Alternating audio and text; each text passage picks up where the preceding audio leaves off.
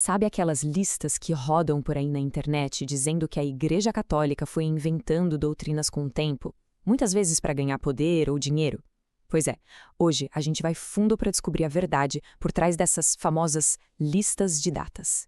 A pergunta que fica no ar é a seguinte: a fé que a gente conhece hoje é a mesma lá dos primeiríssimos cristãos? Se depender desses panfletos e listas da internet, a resposta parece ser um não bem grande, né? E o negócio é que essas listas são muito diretas, né? Parecem até convincentes. Elas te dão ali uma data certinha e fica aquela impressão de que, sei lá, de uma terça para uma quarta-feira, uma crença nova simplesmente apareceu. Mas será que a história é simples desse jeito mesmo? Ok, então vamos organizar o pensamento aqui. A gente vai desvendar isso passo a passo. Primeiro, vamos entender qual é a lógica por trás dessas listas. Depois, vou apresentar um conceito que é crucial: o desenvolvimento da doutrina. A gente vai separar o que é invenção do que é definição. E no final, vamos pegar tudo isso e aplicar um caso super famoso. Então, vamos começar olhando essa acusação bem de frente. A grande força dessas listas está na simplicidade delas, né? É papum. Uma data, uma doutrina, uma invenção. Simples assim. A mensagem por trás disso é bem clara. Se uma doutrina tem uma data de invenção, então, ela não veio de Cristo nem dos apóstolos. Seria, tipo, uma coisa inventada por homens que acabou desviando a igreja do caminho original. É uma acusação bem pesada que bota em xeque a fidelidade da igreja à sua própria história.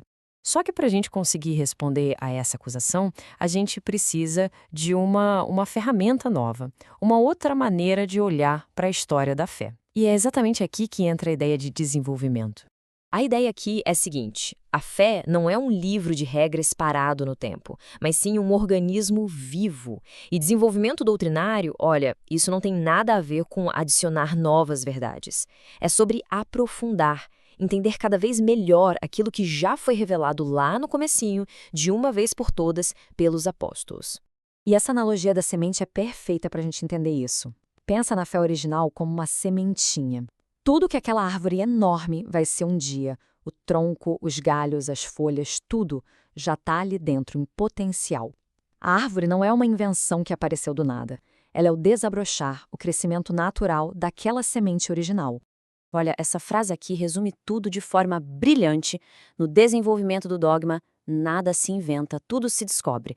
A gente vai do que estava implícito, escondidinho, porque fica explícito, claro, para todo mundo. É como se a igreja, com o passar dos séculos, fosse desempacotando as verdades que sempre estiveram ali. E essa ideia de descobrir e não inventar nos leva para uma distinção que é crucial. A diferença entre o que é uma invenção e o que é uma definição. Vamos deixar isso bem claro, um do lado do outro. Invenção é criar uma coisa que simplesmente não existia antes, do zero. Já a definição é diferente. Ela pega algo que sempre existiu, mas que talvez estivesse meio confuso ou sendo debatido, e bota os pingos nos is, esclarece de vez. Quer ver outra analogia boa? Pensa numa caixa fechada, lacrada. E dentro dela tem alguma coisa que faz barulho, um chocalho. A fé que os apóstolos deixaram é essa caixa. Desde o comecinho, os cristãos ouviam o barulho lá dentro. Eles rezavam pelos mortos, eles honravam Maria. O som da crença já estava lá, sabe? E aí o que acontece? Quando a caixa finalmente é aberta e todo mundo vê o chocalho, ninguém inventou o chocalho naquele momento. Ele só foi revelado, definido, o debate acabou. Aquela data que aparece nas listas não é da invenção, é a data em que a igreja abriu a caixa e disse: pessoal, podem parar de discutir. É o chocalho mesmo. E historicamente, a igreja não abre essa caixa por qualquer motivo. Geralmente, um dogma é definido quando uma crença muito importante é atacada, desafiada por uma heresia. Aí a definição vem como um ato de proteção. É hora de bater o martelo e dizer: olha, é isso aqui que a gente sempre acreditou. E ponto final. Bom, beleza, isso tudo é a teoria. Mas e na prática? Como é que funciona? Vamos pegar essa ideia toda e aplicar num dos casos mais famosos daquelas listas. A alegação é essa aí, um clássico dos panfletos.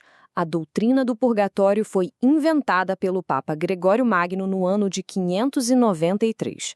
O motivo? Controlar as pessoas e vender indulgências.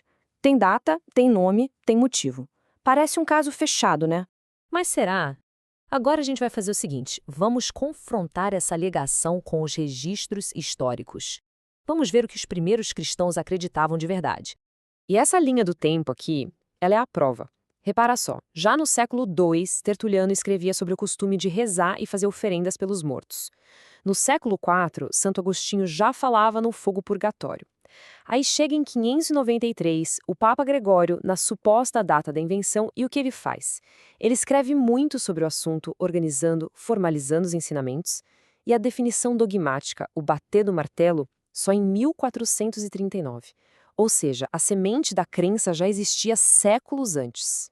E olha, dá para ir mais para trás ainda. A prática de rezar pelos mortos já existia no judaísmo, lá no Antigo Testamento. No Novo Testamento, São Paulo fala em ser salvo como que através do fogo. O próprio Jesus dá a entender que alguns pecados podem ser perdoados depois da morte. A palavra purgatório não estava lá, mas a ideia já estava no DNA da fé, desde o comecinho. Certo. E, no final das contas, por que tudo isso importa? Por que essa diferença entre inventar e definir é tão fundamental? Porque isso aqui não é só um detalhe de teologia. Isso aponta direto para a ideia de uma corrente de fé que nunca foi quebrada, que vai lá dos apóstolos até hoje. A questão é de continuidade. A ideia do desenvolvimento sugere que a igreja não se perdeu no caminho, mas que continuou fiel à fé original, só que entendendo ela melhor com o tempo. Isso sugere uma fé que cresce de forma orgânica, igual a uma árvore que vem da semente. É o oposto de um sistema onde regras são inventadas e mudadas a qualquer hora. No fim, a escolha é entre duas visões da história. Uma em que a fé foi corrompida com invenções e outra em que a fé amadureceu, mas sempre fiel à sua sementinha original. E aí fica a grande questão, né? Se a fé é mesmo um organismo vivo, como é que a gente consegue separar o que é um crescimento autêntico daquilo que é só uma invenção humana? Entender essa diferença, bom, essa é a chave para a gente compreender 2000 anos de história do cristianismo.